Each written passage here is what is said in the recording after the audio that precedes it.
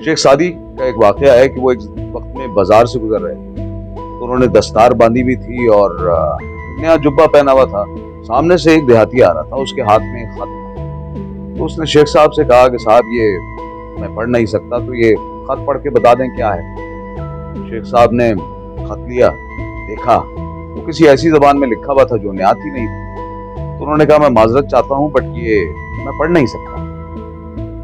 देहाती नाराज हो गया, उसने कहा इतनी बड़ी दस्तार बांधे घूम रहे हैं, पढ़ना आपको कुछ आता नहीं। तो शेख साहब ने वही दस्तार उतारी, उसके सर पर रखी, कहा तू खुद पढ़ ले।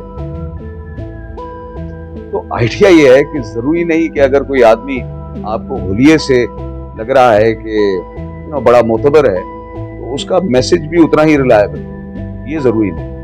तो इसलिए बड़ा असेसमेंट जो है ना हम आज के दौर में कि हमें किससे क्या मैसेज अखज़ करना है, किससे क्या मैसेज एक्सेप्ट करना है, ये बड़ा एक आज के दौर में एक चैलेंज है। तो इसके अंदर जरा ध्यान रखना चाहिए।